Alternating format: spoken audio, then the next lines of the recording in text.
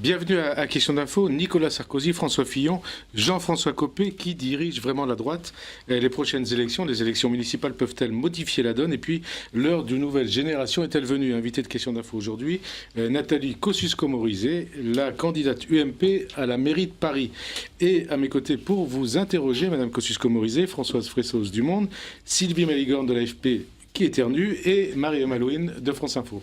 Alors Nathalie Kosciusko-Morizet, vous avez été investie par une primaire organisée par l'UMP, mais beaucoup plus ouverte à tous les Parisiens. Vous avez été investie largement et puis aussitôt vous avez dit que vous vous sentiez libre. Qu'est-ce que ça voulait dire? Qu'est-ce qui vous entravait jusque-là? Ça veut dire que je n'ai pas été investie, j'ai été élue. Et ça fait toute la différence. Pour moi, ça fait beaucoup de différence. Ça fait 3 différences en fait. D'abord, moi je n'avais pas envie du vieux système, la bonne vieille commission d'investiture, les négociations dans cette espèce d'entre-soi, ou entre état-major des partis politiques, ou encore pire, le système dans lequel c'est le sortant qui désigne son successeur. Tout ça, c'est pour moi la vieille méthode. C'est un objet on est dans un monde dans lequel il y a une défiance en fait entre le citoyen et l'homme politique. Est-ce que c'est pas un rejet des partis aussi, ce que vous avez fait? Est-ce que c'est pas un affranchissement des partis? Si, c'est-à-dire que je pense que ce vieux système-là, aujourd'hui, les Français n'en veulent plus. Moi, en tout cas, c'était pas ma préférence. Il y a une deuxième chose, c'est que aller chercher quelque chose, aller gagner quelque chose dans une élection, ça a une valeur très particulière. Dans la politique comme dans la vie, ce que vous gagnez, ça n'a pas du tout la même valeur et ça n'a pas du tout la même saveur que ce qu'on vous donne, ce qu'on vous octroie. Alors c'est plus difficile, hein, c'est vrai, c'est plus difficile, bien sûr, c'est prendre plus de risques, c'est s'exposer comme dans toute élection. Mais ça n'a pas du tout la même valeur et la même saveur. Et je vais faire une réflexion qui peut-être ne sera pas comprise par Frédéric Aziza, mais sera bien comprise par vous toutes, j'en suis sûre. On va voir. Pour une femme, ça a une valeur et une saveur particulière. Les femmes savent ce que je dis là parce qu'elles doivent plus souvent se battre dans la société, dans la vie professionnelle, dans la vie. Et elles savent que ce qu'on a gagné soi-même, ça a une autre valeur. Et puis dernière chose, oui, ça me rend libre.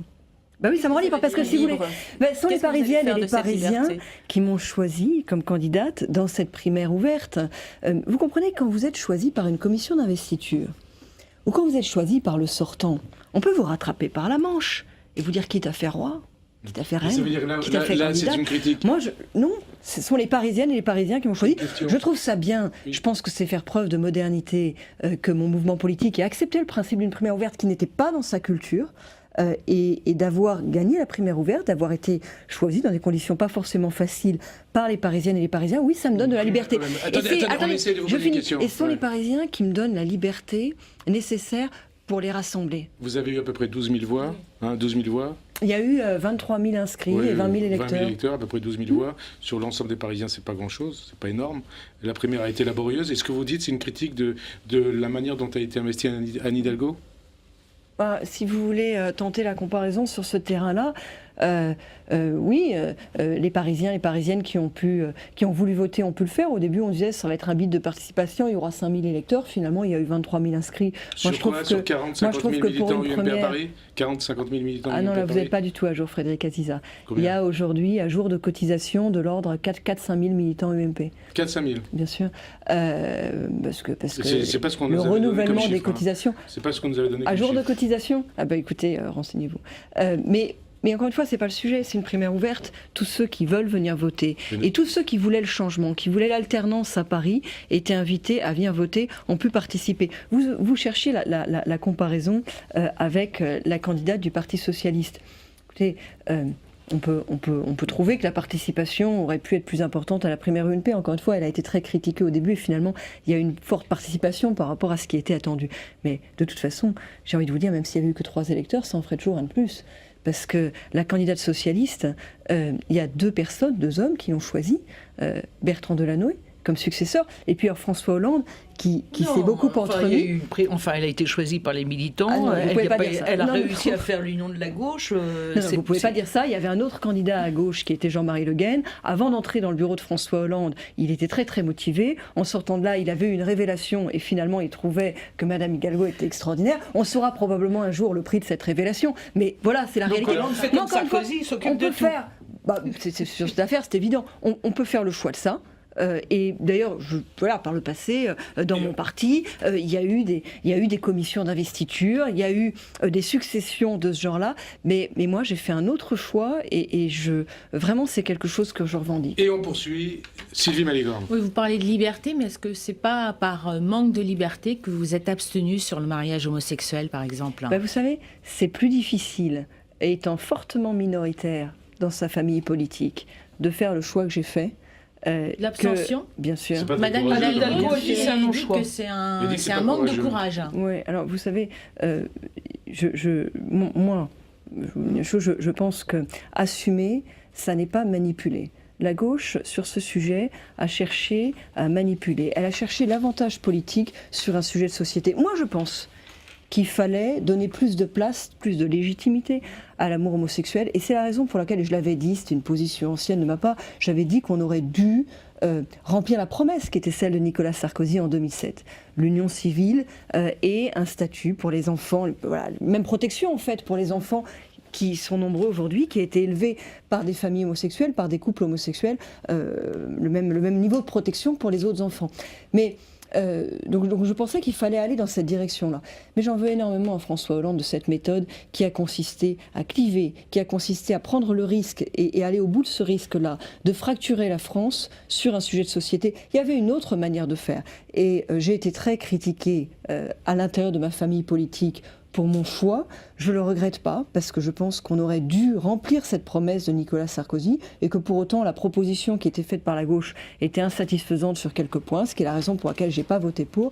Et je le dis très clairement, assumer ses positions sur ce sujet, je pense que ça a été plus compliqué dans mon cas que dans ceux qui, à gauche, finalement, ont caché parfois leurs divergences.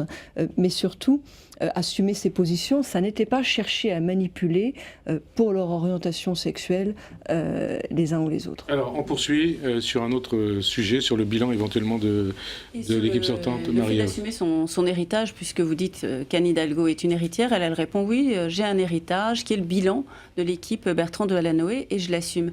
Alors, qu'est-ce que vous répondez à ça? Est-ce que ce bilan vous paraît négatif ou est-ce qu'il y a des choses positives dedans? D'abord, mettons bien les choses au clair. Moi, je ne suis pas dans la réponse ou l'interpellation. Ça, c'est, pour moi, une campagne électorale ne se passe pas comme ça. Je parle, je suis à la rencontre des Parisiennes et des Parisiens.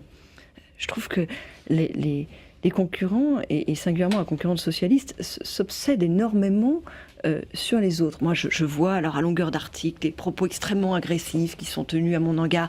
Et il faudra qu'elle réponde là-dessus, et il faudra qu'elle dise ce qu'elle pense de ça.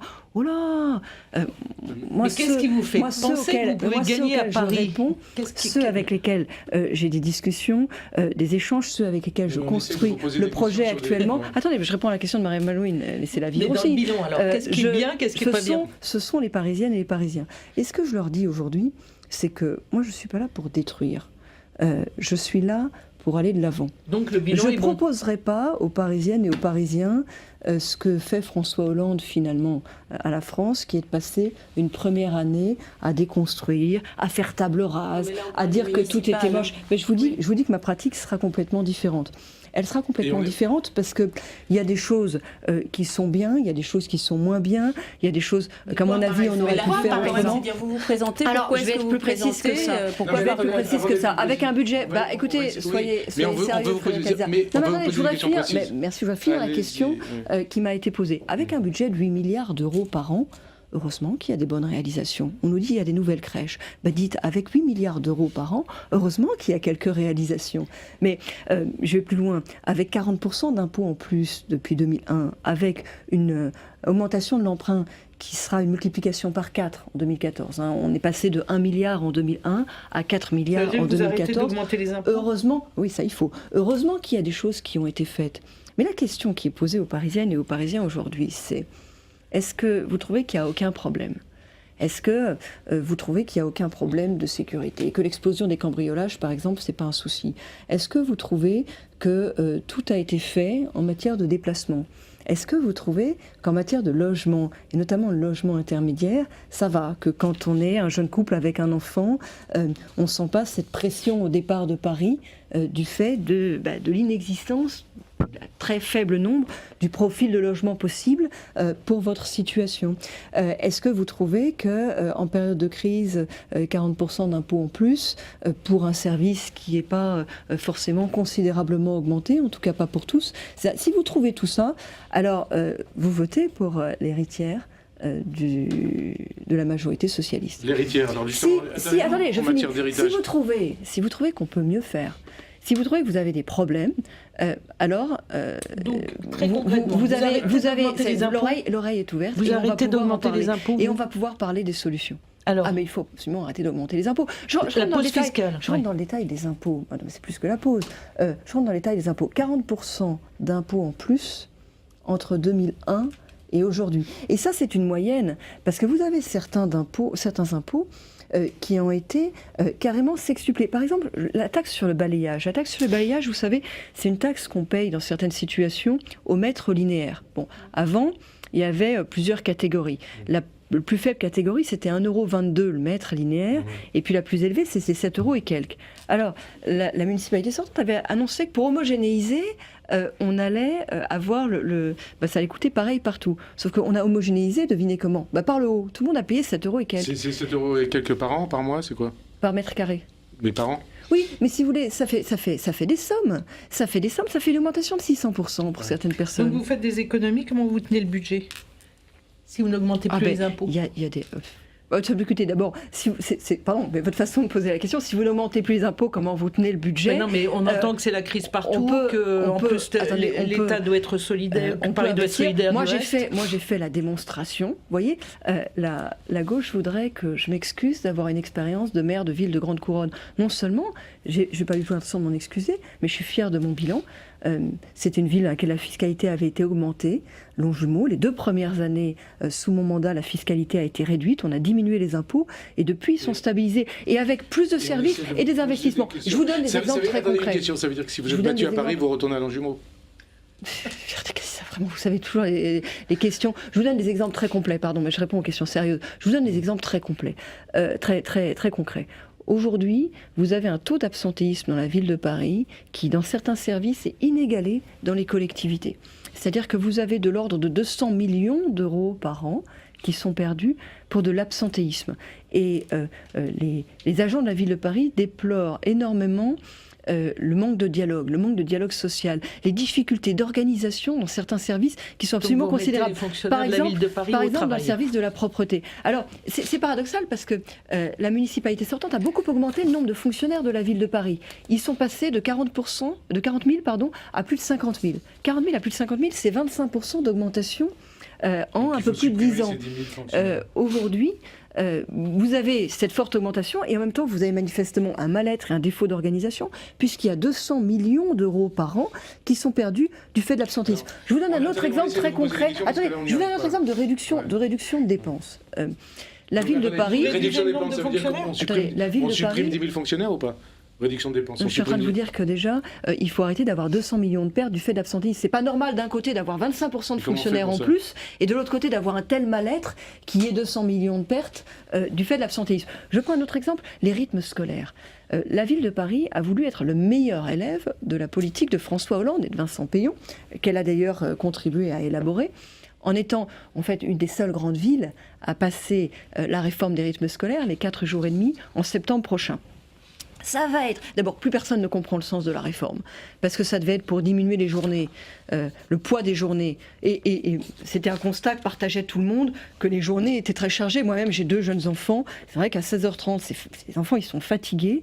Ceux qui restent pour l'étude, à 18h, ça fait vraiment des grosses journées. Donc tout le monde partageait le constat. Mais la proposition qui est faite, ça ne va pas diminuer les journées. En revanche, ça va alourdir la semaine. Il va y avoir le mercredi matin, en plus, avec à la clé, beaucoup de désorganisation pour les familles. pour les mamans notamment qui ont pris des 80%, pour les professeurs, pour tous les activités périscolaires, les accompagnements d'activités périscolaires. Ça va coûter 50 à 60 millions d'euros par an. Donc pour quelque chose dont plus personne ne comprend le sens. Vous posez des questions, sinon on ne peut pas tenir. Sylvie Malégard. C'est sur un dossier qui a beaucoup agité quand même les Parisiens, c'est la fermeture d'une partie des voies sur berge, rive gauche. On a inauguré donc ce tronçon qui est maintenant interdit à la circulation automobile. Qu'est-ce que vous en pensez? D'abord, moi je trouve normal qu'une ville ne soit pas un vaste circuit automobile. Et d'ailleurs, c'est la tendance dans toutes les grandes villes du monde que de réduire la place de l'automobile. Donc vous n'allez pas réouvrir ces... Mais je pense qu'il y a manière de le faire. Et qu'on n'est pas obligé de le faire en créant de gigantesques embouteillages, et d'ailleurs, de l'aveu même de la municipalité sortante, en cherchant à dégoûter les automobilistes. Afficher qu'on a pour projet de dégoûter les gens, moi, ça n'est pas ma politique. Vous faites quoi, Et je prends l'exemple très particulier des voies sur berge. Le projet actuel, indépendamment alors de la méthode, parce que la méthode de concertation, avec la concertation l'été, enfin c'est-à-dire l'enquête publique l'été, pas d'écoute de l'enquête publique, avec les projets successifs, parce qu'en fait il y a eu énormément manifestement d'amateurisme dans l'évolution des projets successifs. Attendez, donc je mets ça de côté et je viens sur le fond. Il y a deux choses, moi, qui me posent problème dans ce projet. Le premier, c'est que je trouve que quand on réduit la place d'un mode de transport, et là on divise par deux la place de l'automobile, il faut proposer un mode de transport alternatif. C'est-à-dire, c'est bien de dire les Parisiens, les touristes vont aller sur les voies sur berge, sauf qu'aujourd'hui, la situation, c'est qu'on a un gigantesque embouteillage sur le quai haut et aucun nouveau mode de transport, aucun mode de transport alternatif. Je crois qu'il faut, j'y viens, je crois qu'il faut se donner comme principe, là et ailleurs, à chaque fois qu'on réduit un mode de transport, de créer un mode de transport alternatif. Et puis il y a une deuxième chose qui est problématique, c'est que moi je trouve que le projet a été fait un peu à la va-vite. Il n'y a pas la même qualité de concours, de réflexion qu'il y a pu avoir sur d'autres projets, y compris d'autres projets menés par la municipalité sortante. Et je trouve que le projet manque singulièrement de vision et de cohérence. Je prends un exemple concret. Au niveau du musée d'Orsay, le quai bas, à cet endroit-là, la voie sur berge, est plein nord. L'hiver, il n'y a pas une goutte de soleil, c'est très froid. C'est un endroit où la Seine est assez large. De l'autre côté, il y a le jardin des Tuileries. C'est pas forcément l'endroit des voies sur berge où vous auriez envie d'aller vous promener. Ça n'a pas le charme d'autres endroits. En revanche, à cet endroit-là, sur le quai haut, vous avez le musée d'Orsay. Vous avez la grande chancellerie de la Légion d'honneur, vous avez énormément de monde et de touristes. Et aujourd'hui, vous avez un trottoir qui est relativement étroit et vous avez un gigantesque embouteillage. C'est absurde. C'est-à-dire que vous avez les touristes et parisiens, puis le gigantesque embouteillage, puis ces quais bas qui vont être fermés. Eh bien, on peut mener un projet alternatif. Ouais. Et moi, je proposerais aux Parisiennes et aux Parisiens un projet alternatif qui consisterait à faire rouler les voitures à cet endroit-là sur le quai bas, sur le quai haut, à élargir le trottoir, à avoir une vraie esplanade, c'est un endroit où il peut y avoir de la respiration, et en revanche, à garder sur le quai haut une voie réservée pour les bus, les taxis, les vélos, les livraisons électriques, pour le transport propre et le transport collectif, ce qui permettrait d'avoir à la fois un desserrement de l'étau de la circulation par rapport à la situation d'aujourd'hui, moins de place il est vrai que par le passé, et une organisation différenciée entre les voitures particulières et le transport collectif alternatif. Ça permettrait... Je n'ai pas du tout l'ambition de rebaptiser des canons. Non, Frédéric Aziza, on sent que c'est... Vous savez, souvent c'est un truc d'homme, ça. C'est vrai, il y a beaucoup de... Et puis il y a 4 femmes ici. Mais on poursuit parce que là, on n'arrive pas à vous poser des questions sur les... Vous me posez des questions très précises auxquelles j'essaye d'apporter des réponses très précises. Sur vos listes, est-ce qu'il y aura un Tibéri sur vos listes? Comment? Est-ce qu'il y aura un Tibéri sur vos listes? Vous posez des questions auxquelles... une question d'homme, je sais, mais est-ce qu'il y aura un Tibéri sur vos listes? Pour une question d'homme, c'est juste une question qui est complètement décalée par rapport au calendrier. Je l'ai dit à l'automne, je l'ai dit au printemps, je le redis aujourd'hui, je présenterai des têtes de liste dans les arrondissements au mois de octobre-novembre, enfin à l'automne, et puis par la suite, les listes par arrondissement. Donc vous aurez bien sûr à ce moment-là toutes les réponses. Vous irez où? Et pour moi, je l'ai dit, je l'annoncerai avant le départ en vacances, avant le 14 juillet. Mais je voudrais dire quelque chose... Attendez, je réponds à la question. Je voudrais dire quelque chose là-dessus. C'est que je suis candidate à la mairie de Paris. Donc je comprends la question que posent les uns et les autres sur les arrondissements. Derrière tout ça, il y a aussi pour que vous gagniez quand même. Bien sûr, et il y a une part de curiosité bien naturelle. Et encore une fois, j'y répondrai. Mais je le dis très clairement aux Parisiennes et aux Parisiens. Je suis candidate pour être maire de Paris. D'accord, mais je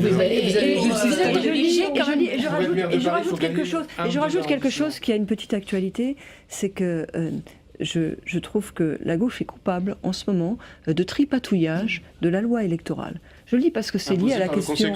Non, pas du tout. Alors, Frédéric Azizard, c'est une erreur. Ça, c'est faux. Non. Il y a plusieurs mois, la gauche a pris l'initiative et le Conseil constitutionnel n'avait rien demandé. La gauche a pris l'initiative de faire une loi dans laquelle on enlevait 3 conseillers de Paris dans des arrondissements de droite pour les mettre dans les arrondissements de gauche. La gauche a pris l'initiative de le faire. C'était tellement du fait de l'évolution à Paris que le Conseil constitutionnel a annulé cette magouille. Vous pensez que si c'était que démographique, le Conseil constitutionnel n'aurait pas annulé. Le Conseil constitutionnel a annulé cette magouille qui n'était pas demandée par le Conseil constitutionnel. Alors maintenant que le Conseil constitutionnel a annulé, il faut repasser une loi électorale. À moins d'1 an d'élection, c'est quand même une mauvaise situation. La gauche s'est mise dans une mauvaise situation. Et la gauche, je poursuis, et la gauche s'apprête à retripatouiller. Et moi, je dis, puisqu'on est obligé, du fait de leur premier tripatouillage, de passer une loi électorale à moins d'1 an d'élection, ce qui n'est pas quand même une bonne situation, choisissons un mode de scrutin clair, transparent, pour tout dire démocratique. Il y a beaucoup de Parisiennes et de Parisiens qui trouvent que leur mode de scrutin est quand même bien compliqué. Et ils ont démocratique ce qui se passe de faire des élections par arrondissement, ça se fait pas. Ah, mais il y aurait toujours des élections par arrondissement. Moi, je trouve que c'est pas très démocratique de penser que le maire de Paris peut être élu aujourd'hui de fait avec une minorité de voix des Parisiens, du fait du système à double étage. Mais oui, et d'ailleurs c'est pas le moindre paradoxe que vous dites que finalement la gauche ne fait suivre que l'appel de la démographie. Vous savez qu'à Marseille et à Lyon, il y a le même problème. Simplement, la gauche là-bas, elle ne suit pas l'appel de la démographie. Une question. Donc ça s'appelle, ça se voit un peu gros, si vous voulez. Qu'est-ce que vous allez vous présenter ça quand même un poids, puisqu'il y aura un effet d'entraînement et donc il y a plus de chances de remporter l'élection si vous vous présentez dans un arrondissement que vous pouvez faire basculer. Je l'ai toujours dit, bien sûr, mais donc je le redis. Choix, on dit 9e, 12e ou 14e, c'est vrai. J'irai dans un arrondissement dans lequel je peux être utile, dans lequel je peux aider à faire la différence, dans lequel je peux avoir une valeur ajoutée et je ne me prête pas au jeu du tiercé. C'est Rachida Dati, votre amie, je crois, votre amie, qui dit qu'il faudrait qu'elle soit candidate dans le 12e.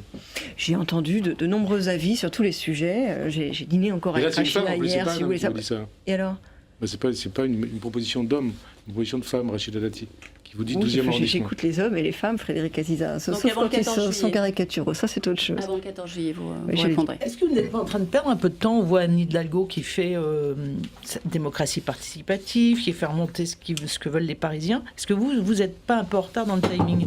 Les listes ne sont pas prêtes, vous ne savez pas où vous présentez. Attendez, vous n'avez pas peur d'être un peu... Je trouve très... Moi, je présenterai mon projet avant de présenter mes listes.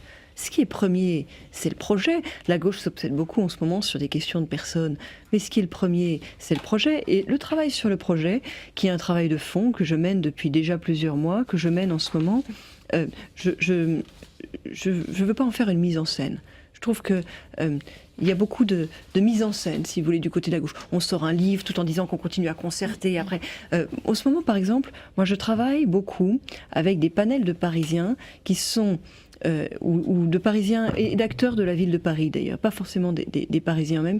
Je pense à ça parce qu'il y a aussi des fonctionnaires de la ville de Paris qui n'habitent pas forcément Paris, mais qui sont des acteurs de la vie à Paris, qui sont des personnes qu'on n'entendrait pas dans un meeting et qu'on n'entend pas facilement dans un débat participatif ouvert. Par exemple, demain, je reçois un panel d'agents de la propreté de la ville de Paris. On a énormément à Paris aujourd'hui de problèmes de propreté. D'ailleurs, c'est frappant de voir que chacun pense que son arrondissement est particulièrement malmené. La vérité, c'est que dans tous les arrondissements, aujourd'hui, toutes les Parisiennes et les Parisiens se plaignent de la propreté, et avec quelques raisons. Parce que c'est quand même, on voit quand même des choses, il y a quand même un sentiment de dégradation. Alors évidemment, c'est encore plus frappant pour les personnes qui viennent de l'étranger. Je dis ça parce que demander aux Londoniens qui arrivent de Londres par la gare du Nord La différence avec la gare de Saint-Pancras, ça n'a pas toujours été comme ça. Vous savez, dans le temps, la gare du Nord était plutôt plus propre que la gare de Saint-Pancras à Il y Londres. avait beaucoup de critiques sur la propreté à Paris. Et vous vous souvenez de la gare de Saint-Pancras ? Ça a été une catastrophe. Elle a été entièrement refaite. Et aujourd'hui, il y a quelque chose presque de saisissant en termes de saleté quand vous arrivez à la gare du Nord. Bon, moi, je dis, ça, c'est pas possible. Mais pour pouvoir avancer, il faut avancer avec tout le monde, avec tous les personnels. Si vous faites juste une réunion politique comme ça, ou un meeting, comme on fait parfois à la gauche, vous pensez vraiment que les personnels en charge de la propreté, ils vont venir partager leur expérience et que vous allez trouver des solutions. Et donc je travaille de manière plus discrète, mais je crois assez efficace. On laisse parler, on pose plus de questions, puisque non, mais on n'arrive pas à vous poser de questions, c'est un peu désagréable, mais c'est comme ça. Vous faites rire tous vos collègues, Frédéric Azizard. Non mais c'est bien, c'est déjà ça. Ouais, puisque vous parlez de la propreté à Paris, on va peut-être parler d'une éventuelle opération main propre au niveau de la vie politique française. Sylvie Maligrand. En 2001, la gauche avait remporté la mairie de Paris justement sur le thème de la morale. Est-ce que, avec la multiplication des affaires, tout ce qui se passe en ce moment, ce thème ne va pas revenir justement sur le devant de la scène ? Ce thème, il est sur le devant de la scène en politique en France. Je veux dire, pour les élections municipales, mais aussi aujourd'hui dans la vie politique, bien sûr. Et moi, je l'avais dit il y a quelques mois, je le redis, je proposerai, je travaillerai avec les élus et candidats que je proposerai aux Parisiennes et aux Parisiens, je travaillerai avec eux sur une charte de l'élu, pour dire clairement, dans telle ou telle situation, ce que serait mon attitude. Par exemple, je le dis clairement, il n'y aura pas de situation comme celle de Madame Flamme dans mon équipe. C'est-à-dire ? Oui. C'est-à-dire une adjointe mise en cause, qui garde une partie de ses responsabilités, pas toutes ses responsabilités, qui, parce qu'elle est proche du maire, n'a pas exactement le même traitement que d'autres élus, mis en cause eux aussi dans d'autres affaires, mais qui sont moins proches du maire. Bref, moi je pense que sur ces sujets, il faut avoir une attitude très claire et il vaut mieux dire les choses avant qu'après. Alors, est-ce que vous pouvez dire les choses avant, maintenant, sur le Jean Tibéri, qui est un nom qui évoque aussi certaines affaires j'ai dit très clairement les choses sur le passé non, j'ai dit très clairement les choses là-dessus il y a 2 mois concernant Jean Tibéri. Je n'y reviens pas. Concernant les listes elles-mêmes, Redites ce que vous aviez dit. Non, je ne peux pas faire les choses en boucle. Vous ne répondez pas à nos questions. Écoutez, Frédéric Azizard, c'est bon ça. C'est une question à laquelle j'ai répondu 12 fois. Maintenant, je dis les choses aussi. Je ne compte pas passer ma vie à répondre aux injections ni de la gauche, ni des journalistes qui relayent leurs interpellations sur des sujets qui datent d'il y a des années. J'ai dit très clairement ce que j'avais à dire concernant... Tibéri représente quelque chose à Paris quand même. Bien sûr, j'ai dit très clairement ce que j'avais à dire concernant Jean Tibéri et je ne vais pas le refaire en boucle à chaque intervention. Alors on poursuit sur éventuellement l'élection de Villeneuve-sur-Lot, Marie Malouine. Que pensez-vous des propositions du gouvernement qui ont été faites en matière de transparence suite justement à l'affaire Cahuzac ? Écoutez, d'abord, je les trouve mouvantes, les propositions du gouvernement. Parce qu'au moment de l'affaire Cahuzac, dans l'émotion, en quelque sorte, il y a eu des déclarations très fortes du président de la République et d'un certain nombre de membres de sa majorité. Et puis maintenant, on voit que ça détricote dans tous les sens. J'étais encore ce matin en commission des lois, ce qu'on entendait, ce qui se disait, y compris à gauche, n'était pas du tout de la même tonalité que les propos qui avaient été ceux du président de la République après l'affaire Cahuzac. Quand vous voyez l'élection partielle de Villeneuve-sur-Lot, c'est le PS qui paye et qui donc recule, ou c'est aussi tous les partis de gouvernement, dans la mesure où il n'y a que le Front National qui progresse en voix dans cette élection, pas en pourcentage en voix. Le PS, et on voit bien, si vous voulez, leur souci derrière, essaye beaucoup d'attribuer sa défaite à Villeneuve-sur-Lot à l'affaire Cahuzac et seulement à l'affaire Cahuzac. Bien entendu, c'est l'ancienne circonscription de Jérôme Cahuzac et ça a sa place. Mais vous savez, il y a eu 8 élections partielles depuis l'élection de François Hollande, 8 élections partielles perdues, dont 4 législatives. Et ce n'était pas toutes liées à l'affaire Cahuzac, et certaines étaient avant l'affaire Cahuzac. Donc ce que je veux dire, c'est qu'on voit bien que le PS essaye de se rassurer en se disant c'est parce que c'est l'ancienne circonscription de Jérôme Cahuzac. Écoutez, c'est pas le seul problème. Le problème, c'est qu'il y a eu beaucoup de mensonges pendant la campagne présidentielle, qu'aujourd'hui, plus personne ne sait où va exactement François Hollande, que émission après émission, il les multiplie, elles sont de moins en moins regardées et toujours aussi décevantes. Et finalement, avec sa boîte à outils, il apparaît comme le spectateur d'un affaiblissement de la France plutôt que comme l'acteur de son redressement. Le Front National a progressé de 1000 voix, alors que tous les autres partis perdent en voix. Attendez, la question. Oui. Est-ce qu'il s'agit d'un début d'adhésion au FN, comme le dit Ségolène Royal ? Je crois que ça fait quelque temps déjà que le vote FN évolue. Ça fait pas de doute, mais moi je veux dire très clairement là-dessus, j'ai toujours été claire sur ce sujet, j'ai voulu même écrire un livre pour le dire, je veux dire très clairement là-dessus que nous avons la responsabilité, nous, de dire que le Front National ne propose aucune solution, que le Front National, c'est une impasse, et nous avons la responsabilité du coup aussi de proposer, nous, une espérance. Ce qui s'est passé à Villeneuve-sur-Lot, c'est un peu le fait de l'affaire Cahuzac, concernant manifestement la grande démobilisation des électeurs de gauche, mais c'est aussi le sentiment qu'il n'y a pas d'issue. C'est la suite de toutes les promesses de François Hollande pendant la campagne présidentielle. Quand on dit qu'il n'y a pas de crise, que le problème c'est Nicolas Sarkozy, et que Nicolas Sarkozy parti, il n'y aura plus de problème. Quand on dit qu'il n'y a pas de problème de coût du travail, et puis le mois de juillet est venu, finalement on dit qu'il y a un problème de coût du travail. Quand on dit en 2010 que vouloir allonger la durée du travail, puisque la durée de la vie est allongée, c'est un scandale, et que 3 ans après on dit que finalement il va bien falloir le faire et qu'on va faire la même chose. Bref, tout ça, ça participe de la perte de crédibilité du politique. Il n'y a pas que l'affaire Cahuzac qui fait la perte de crédibilité du politique. Il y a un candidat Père Noël qui, pendant l'élection, promet n'importe quoi, qui, en mai et juin, pour gagner les élections législatives, fait quelques cadeaux et qui, après, provoque une immense déception. On essaie de poursuivre François Swatch. Est-ce qu'au sein de l'UMP, la règle du ni FN, ni PS est suffisante pour faire barrage au Front National aujourd'hui ? Ah mais moi, ça n'est pas mon choix. Je l'ai toujours dit très clairement, je l'ai même écrit. Moi, je pense que je fais la différence entre le Front National et le Parti Socialiste. Je ne renvoie pas dos à dos le Front National et le Parti Socialiste. Je trouve que le Parti Socialiste emmène aujourd'hui la France dans les plus grandes difficultés. Je trouve que le président de la République ne fait en aucune manière ce qu'il faut pour nous aider à faire face à la crise. Mais pour autant, je considère que le Front National, qui vient d'un ailleurs politique, que le Front National, lui, ne propose aucune solution et qu'il est une véritablement impasse. Donc je ne les renvoie pas dos à dos. Moi, je n'ai jamais... j'ai jamais bien adhéré à cette idée du nini. Et est-ce que l'UMP peut exploser si jamais il y a une très forte pression du Front National ? Est-ce que vous ne sentez pas que votre parti est extrêmement fragile aujourd'hui ? Je vais vous dire, je ne crois pas, parce qu'aujourd'hui, les responsables de l'UMP, et c'est bien, sont très clairs, tous très clairs sur le fait qu'il n'y aura pas, qu'il ne doit pas y avoir, qu'on ne veut pas, qu'on ne souhaite pas, qu'on ne recherche pas d'alliance avec le Front National. Et tant que cette ligne-là est très claire à l'UMP, et à l'UMP ce sont des responsables politiques qui parlent, Frédéric Aziza. Est-ce que vous n'êtes pas inquiet du fait que beaucoup d'électeurs UMP sont presque maintenant à demander de l'alliance avec le Oui, FN ? c'est plus compliqué que ça, vous savez, parce qu'en fait, ça c'est des résultats de sondage. Vous comprenez, les électeurs, ils n'en peuvent plus de François Hollande, ils n'en peuvent plus de cette gauche qui augmente les impôts et qui pour le reste ne mène aucune des réformes dont notre pays a besoin. Et donc, quand on se dit, mais peut-être que c'est la solution pour gagner, évidemment, il y a une tentation. Mais quand on est vraiment devant le choix, venez dans une réunion UMP publique voir comment ça se passe. L'idée d'avoir un rapprochement avec le Front National, il est minoritaire. C'est pas vrai. Moi, je suis pas du tout les sondages là-dessus. C'est pas du tout ça.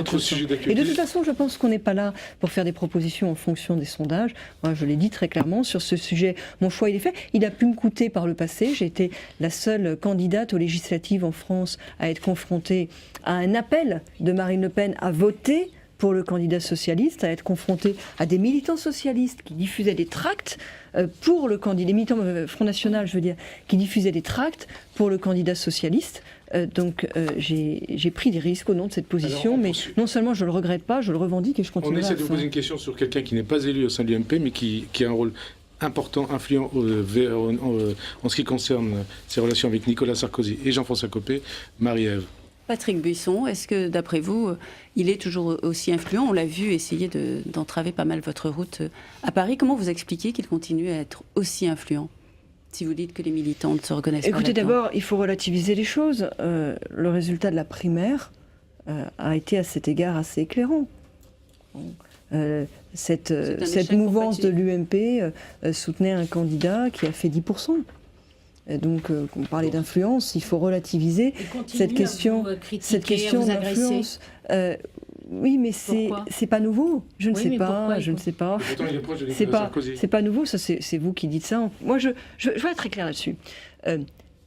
Je ne partage pas, et je crois que je ne partagerai pas, et pour longtemps, les idées de Patrick Buisson. Je pense que ce qu'on appelle la fusion des droites n'est un horizon ni souhaitable, ni utile. Je ne le rechercherai, je ne le souhaite en aucune manière, et je le combattrai pour la droite. Voilà.